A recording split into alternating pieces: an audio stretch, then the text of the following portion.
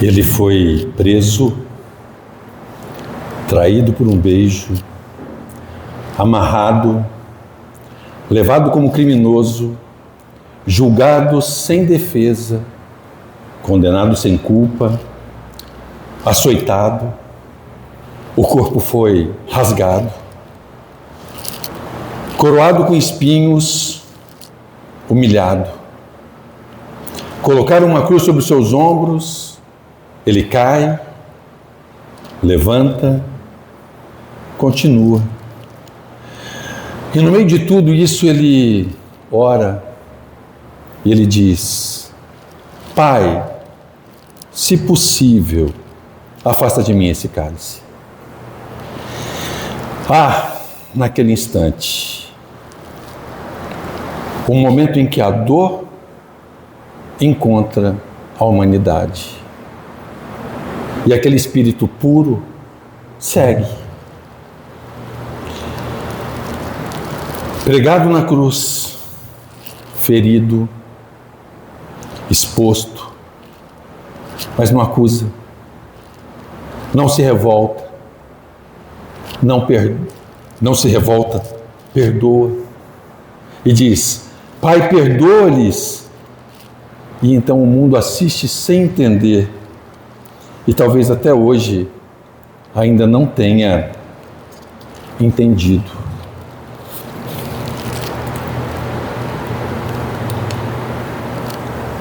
Boa noite, Seara. Vocês me escutam bem daí, mesmo seu microfone? Escutam?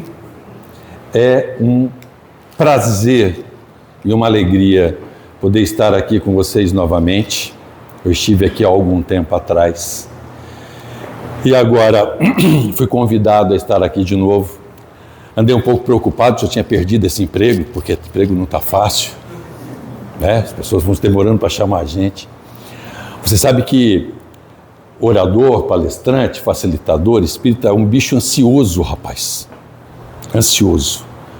Eu dou uma palestra aqui hoje. Se você não me chamar de novo mês que vem, eu te ligo. Gente, aconteceu alguma coisa? Por que é que você não me chamou, mulher? Não é? Porque a gente fica na ansiedade de poder continuar e continuar trabalhando, né? Você pode qualquer coisa. Inclusive, se você preferir, eu me sento e você continua a palestra. Está tudo bem para mim. Tá bom. Não, tudo bem, tudo bem, não tem nenhum problema não. Pronto. Agora me ouve melhor. Ótimo. Então, a gente tem a alegria de estar aqui hoje num dia em que o mundo comemora, não vamos poder dizer comemora, mas relembra com muita doçura sobre todos os martírios sobre o qual Jesus acabou tendo que passar. A ideia aqui com vocês hoje não é nós fortalecermos narrativas, não é discutirmos aqui se as coisas aconteceram na ordem em que elas aconteceram ou não, porque nós espíritas entendemos que sem um tripé em que a ciência, a filosofia e a religião estejam incluídas, não existiria sequer o próprio espiritismo. É o tripé que sustenta o espiritismo, a filosofia, a ciência, a filosofia e a religião. Mas o que nós queremos conversar aqui hoje é por que é que esse espírito que esteve aqui entre nós, e aí há algumas divergências, fatos históricos e científicos dizem que na verdade Jesus deve ter nascido entre o século 6 e 4 antes de Cristo, porque nós temos um problema de correção de data. O Frei Dionísio, que foi quem criou o sistema de datas, não corrigiram 4 séculos de atraso na data. Então, se você pesquisar, provavelmente Jesus nasceu entre 6 e 4 antes do que dizem que ele nasceu. E se Jesus então nasceu entre 6 e 4, ele deve ter se desligado da carne entre 7 de abril do século 30 depois de Cristo e 3 de abril do século 33 depois de Cristo.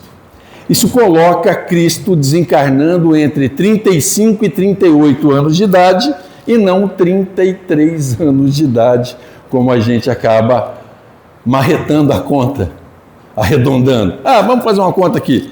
30 anos, 33, morreu. Não. Ele é uma referência difícil do ponto de vista histórico, porque para o mundo, para o momento em que ele foi escalado como espírito puro para estar reencarnado na Terra, era muito mais importante a missão e a tarefa espiritual do que necessariamente o que ele fez, porque ele fez, onde esteve Jesus de tenra idade até os 30 anos de idade, que é quando começa-se a dizer então que Jesus começa a peregrinar e começa a ensinar. O Jesus Cristo, o Jesus da fé, o Jesus Espírito, esse é mais importante do que o homem. Então é por isso que a gente tem tanta dificuldade em encontrar dados científicos e históricos sobre Cristo. Agora, há um consenso entre todos os historiadores e Joséfo é o primeiro no século IV depois de Cristo. Joséfo é o primeiro historiador e em todas as passagens ele fala sobre um homem de Nazaré chamado Cristo. Então, se a ciência está aí para poder corroborar conosco, quem somos nós para poder desistir de Cristo?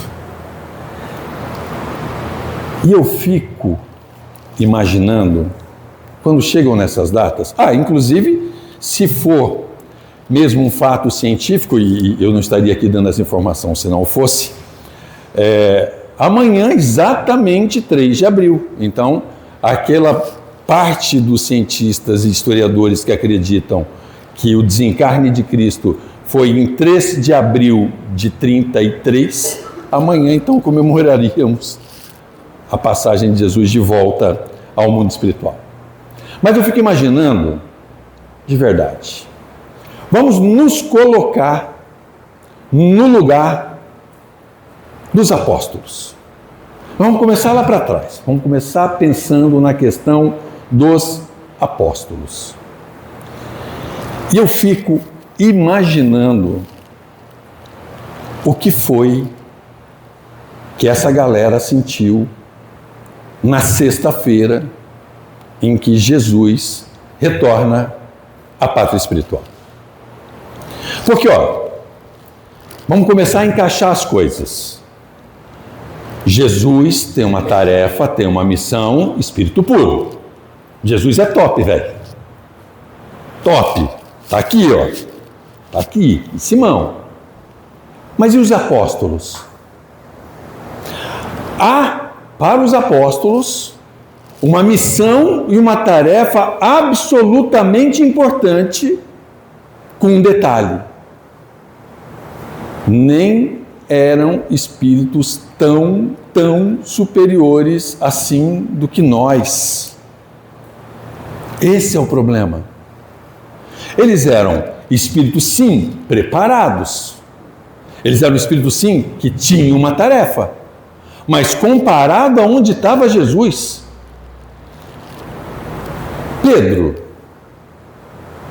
Pedro dizia tantas coisas quando estava perto de Jesus, e a gente sabe que negou Jesus por algumas vezes. Quando Cristo diz para ele, apacenta minhas ovelhas, ele sente no coração quando ele falha nesse trabalho, mas são apenas espíritos pouco melhores do que nós naquele momento. tentando entender um Deus possível. Jesus tinha certeza absoluta de quem era Deus. Mas o apóstolo não. E por que o apóstolo não tinha certeza? Porque lá na questão, eu acho que é 11, tá? Do Livro dos Espíritos. E quando eu falo eu acho que é 11, eu juro para vocês que eu só acho. Eu queria muito de verdade ter certeza absoluta do número das perguntas. Vocês não acham tão maravilhoso quando o palestrante vem aqui e fala, na questão 172 do Livro dos Espíritos está escrito? Eu não consigo fazer isso. Mas por ali, da pergunta 1 a 18, que vai tratar sobre Deus no Livro dos Espíritos, é dito assim, é capaz ao homem entender a complexidade, a profundidade de Deus? E a resposta dos Espíritos para Allan Kardec é não, porque falta um sentido. Olha que curioso isso. Não, porque falta um sentido. E aí mais para frente você vai descobrindo que o Espírito puro, Jesus é Espírito puro, ok? Que o Espírito puro é o interlocutor direto de Deus na obra da criação. Então, um Espírito puro, a gente poderia dizer que é médium de Deus, concorda? É médium de Deus. E se ele é médium de Deus, ele entende perfeitamente Deus, não entende? Então a ele já foi dado o sentido que nos falta. Porque ela também não diz qual é o sentido que falta. Porque a gente é muito principiante nesse negócio de espírito para poder saber e entender qual é o sentido. Mas, para aquela categoria de espírito que estava ali, entender a totalidade do Criador era impossível. Mas para Jesus não, porque ele é puro, ele já está lá em cima. Então você veja, você tem Jesus, Espírito puro, você tem os apóstolos, espíritos com tarefas e missões, mas ainda longe de ser Espírito puro. E aí, você vai percebendo como é que as coisas vão se formando para chegar até aqui onde nós estamos. Os apóstolos, eles passaram tempo somente estudando com Jesus. Eles tinham fé? Tinham. Mas a fé deles era vacilante. Várias e várias vezes com Jesus, quando precisaram de alguma tarefa, de alguma força, falharam. Eles andavam com Jesus, mas eles não eram Jesus. E eles devem ficar, mais ou menos. Vocês já leram uma passagem que eu acho tão maravilhosa de Jesus? Tudo que Jesus faz é maravilhoso, né? Hoje a gente vai tentar não se emocionar muito, mas não é muito fácil porque é impossível você chegar tão perto de Jesus e falar tanto de Jesus e não se emocionar. Porque aquele que está em Cristo, nova criatura é. Deixa o homem velho para trás, faz-se o homem novo. É para isso que serve o caminhar com Cristo. Mas eu acho que os apóstolos do Cristo, eles se sentiam como Marta e Maria. Já viram essa passagem no Evangelho? Jesus visita Marta e Maria. Eu vou relembrar para vocês que Marta e Maria eram irmãs de Lázaro. Jesus gostava bastante de Lázaro, tinha um relacionamento humano muito próprio com Lázaro. Só que o que eu acho mais maravilhoso dessa história é que Jesus está lá num lugar e num momento em que as pessoas não conversavam com mulheres. As pessoas achavam que mulher era um espírito de segunda classe. As pessoas tratavam a mulher como um pecado. Mulher não era testemunha confiável no tribunal. É por isso que Maria Madalena precisou correr até João e Pedro quando descobriu, segundo as narrativas do Evangelho, de que o corpo de Jesus não estava mais na cripta. Não é porque ela se espantou, não. É porque sai ela gritando, gente, Jesus ressuscitou, segundo o que está na Bíblia, tá? A gente não vai entrar nesses detalhes, mas daqui a pouco a gente conversa um pouco mais sobre isso. Na narrativa do Evangelho bíblico, ela diz isso, olha, não está aqui. Ela poderia continuar simplesmente o caminho dela. Não, ela precisou voltar até onde tinham homens, esses sim, testemunhas confiáveis, para que eles vissem que de verdade não tinha ninguém lá, para só então poder ser verdade. Porque senão o testemunho de Maria não servia para absolutamente nada. Nesse lugar, o capítulo no Evangelho mostra como é que Jesus é maravilhoso e visita não Lázaro, mas Marta e Maria. Entende? Entende a profundidade disso dentro do Evangelho? Porque lá no Evangelho, escrito naquela época, eles ainda continuavam tensos com relação à mulher. Existir um trecho em que, na Bíblia, no Evangelho, diz que Jesus visitou Marta e Maria, é a prova de como esse espírito veio revolucionar o que a gente entendia por amor. E tudo isso para poder dizer que os apóstolos, perto de Jesus, deviam sentir como Maria. Porque enquanto Marta estava atribulada demais com coisas e afazeres, preparando o jantar, porque ela estava hospedando Jesus, Maria senta aos pés do Cristo, coloca a cabeça no joelho dele, ele está ensinando aos homens, e Maria fica ali só ouvindo, tranquila, sossegada. Em algum momento Marta aparece na sala e diz assim, Senhor, não achas injusto que só eu trabalhe e que Maria fique aqui ouvindo os seus ensinamentos? E ele diz assim, Marta, Marta, andas ocupadas com muitas coisas, porém, Maria escolheu o que é mais importante e isso eu não vos tirarei. E Maria continuou ali. Acho que toda vez que Jesus parava para poder ensinar aos apóstolos, eles ainda vacilantes na fé como estavam, eles deviam se sentir mais ou menos como Maria se sentia. Só que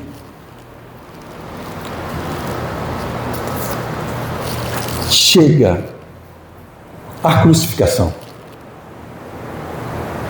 As informações históricas para vocês, para a gente poder compartilhar, dizem que Jesus seria crucificado de qualquer forma, porque o lugar, a posição de Jesus era a posição de criminoso contra Roma. Aí vai um outro fato interessante para vocês situarem de novo Jesus no contexto em que Jesus estava.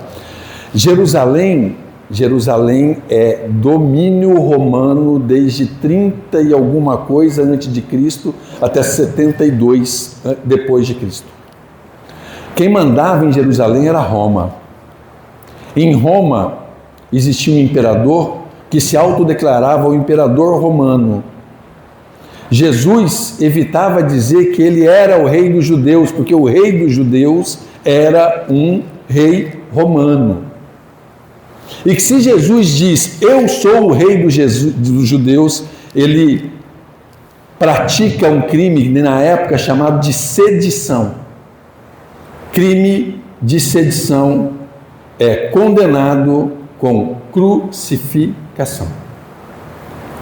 Não foi uma vantagem, um mérito para Jesus.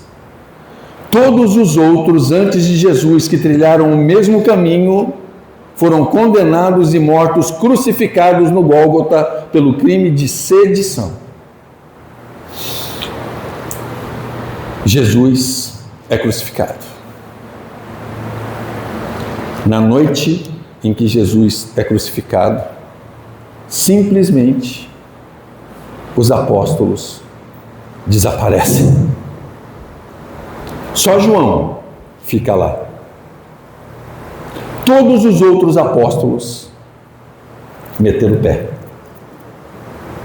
Deixaram Jesus e João e Maria. Em algum momento Jesus diz: eis a tua mãe, eis o teu filho. E depois João passa um tempo ainda morando com Maria depois do desencarne de Cristo. Eles fogem, eles se escondem, porque não é só perder o mestre. Eles perderam o chão, eles disseram: gente, mas e agora? Se alguém vier aqui precisando ouvir uma palavra, se um doutor da lei vier me questionar, o que eu respondo? Se algum doente chegar até mim, sem Jesus aqui para curar, como é que eu faço? Como é que eu, sozinho, vou conseguir resolver tantos problemas que Jesus, esse Espírito maravilhoso, resolvia em tão pouco tempo? É aí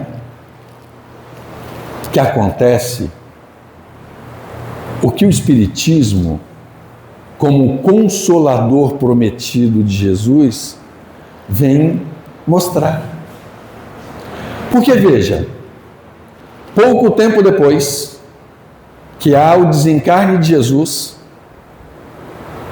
e aí mais um dado científico, provavelmente Jesus deve ter levado entre 2 horas e 3 horas para poder desencarnar. O martírio não foi tão longo assim, porque a jornada de Jesus até o crucifixo, até a crucificação, foi tão esgotante fisicamente para a matéria de Jesus, que quando ele chega para a crucificação, ele praticamente desencarnado, ele já está.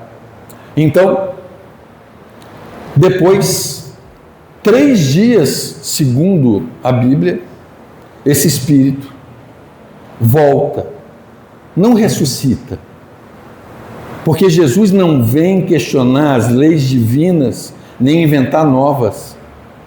A lei é clara: um homem, um espírito, que tem a sua matéria desfalecida, sem fluido vital, está morto. Não renasce, não ressuscita a matéria. Então Jesus, em nenhum momento, pode ter sido ressuscitado, porque ressuscitar não faz parte da lei divina. Não faz. Então, quando nós ouvimos em algum momento, Lázaro ressuscitou, Jesus ressuscitou ao 3º dia, não. Mas acontece a maravilha divina, que é o Espírito de Jesus visita novamente os apóstolos. Aí tudo muda. Aí tudo muda, porque aqueles que antes estavam vacilantes com a fé, que ouviam as maravilhas que Jesus dizia, mas tinham profundo desconfiança se aquilo era verdade ou não, porque eles não tinham um sentido que faltava para poder entender a magnitude da divindade, veem que tudo aquilo que Jesus disse de verdade aconteceu. Veem que eles, da mesma forma que o Cristo disse que podiam, também podiam. Eles se animam de uma certeza e de uma fé na continuidade do Espírito, na imortalidade da alma, na comunicação entre os espíritos e os encarnados. Eles passam a ter a certeza absoluta de que eles não precisam fazer nenhum milagre para poder curar as tuas dores, as tuas mazelas e os teus sofrimentos. Eles se enchem de um amor e de uma força tal que o martírio do Cristo alimenta os seus corações e eles então começam a fazer o trabalho que eles, espíritos missionários, precisavam fazer. E fizeram maravilhosamente bem, não é? Porque veja, tanto tempo depois, talvez em algum momento alguns de nós, talvez até estivéssemos entre aqueles que ouviram das palavras dos apóstolos as maravilhas de Jesus. Talvez nós estivéssemos entre aqueles que foram curados. E ainda assim, os apóstolos trouxeram a mensagem de Jesus para nós até agora. Puxa, se você parar para poder pensar, olha como Pedro sofreu. Pedro era um velhinho de 87 anos, quando sai da prisão para o martírio dele. E tem uma história tão linda nisso, num livro chamado O Natal dos Apóstolos, do nosso querido irmão X, que depois vale a pena vocês darem uma olhada. É linda a história do desencarne de Pedro, não é? Paulo, degolado, e só não foi crucificado e martirizado porque era romano. Porque se Paulo não fosse romano, ele também teria passado grandes dores. Tiago Maior, um dos primeiros martirizados no trabalho do cristianismo. Eles sabiam do tamanho da tarefa e só conseguiram encontrar força depois que o Cristo passou por que passou e voltou para dizer para eles: não falei para você que a vida continua? E nós? O que mudou no Senhor depois do martírio de nosso Senhor Jesus Cristo? Durante muito tempo, nas nossas vidas, a gente anda como os apóstolos. Fala a verdade. Tem fé, mas ela é vacilante. A gente tem espírito em desenvolvimento, em aprendizado, em transformação. A nós também não é dado a capacidade de entender o amor divino na sua profundidade. E aí a gente faz como grande parte dos apóstolos fizeram. A gente quer estar aqui hoje ouvindo o Evangelho de nosso Senhor Jesus Cristo. Mas de verdade, para acreditar nele, só se ele voltasse aqui agora e dissesse: oi gente, tudo bem? Sou Jesus, tá? Tudo que aconteceu lá para trás e que eu falei que aconteceria, de fato aconteceu e continua acontecendo. Espíritos continuam reencarnando, espíritos continuam imortais, espíritos continuam dando comunicação. O amor de nosso Senhor Jesus Cristo, o amor da divindade, Deus misericordioso, representa e continua representando na nossa vida. O que é que a gente está esperando para acreditar? Por que é que a gente continua tendo dores invisíveis que machucam as nossas almas e nós somos vacilantes em entregá-las a Jesus com a certeza de que Ele consegue tirar as nossas mazelas e os nossos sofrimentos?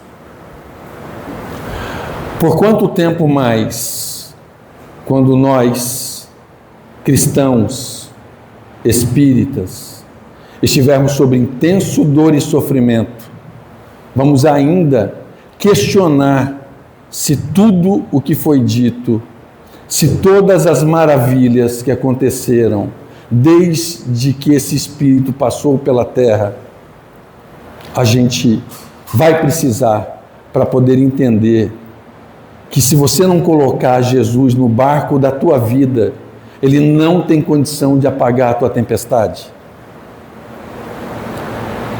Às vezes a tormenta bate na gente. Existem dores que a gente não confessa nem para nós mesmos, de vergonha na hora de dormir. Isso tem para todos nós aqui. Essas dores profundas nas almas que machucam e que atrasam o nosso adiantamento moral e espiritual, porque nós ficamos agarrados às nossas falhas e esquecemos de projetar a nossa evolução. Porque a tua falha não é mais importante do que o reconhecimento por você mesmo dela e a força e a vontade de transformar o teu espírito em alguma coisa melhor. Deus não perdoa ninguém, mas Deus não condena ninguém. Deus não trabalha com obra pronta. Você está aqui exatamente no lugar em que as suas decisões, a prática do seu livre-arbítrio te trouxe. Entrega as suas dores, os seus sofrimentos a Jesus hoje, antes de dormir. Eu tenho certeza absoluta que amanhã, todos nós, na sexta-feira, também teremos feito a nossa sexta-feira bastante santa. Muito obrigado por vocês terem me escutado aqui.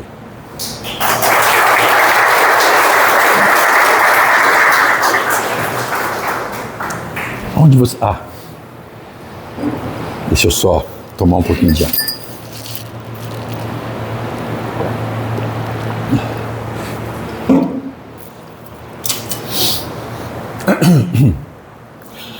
Acalmando os nossos corações, os nossos pensamentos, elevando os nossos corações a Deus, o nosso pensamento a Jesus misericordioso, junto com a obra divina de Deus, aos bons espíritos trabalhadores desta casa e a todos nós.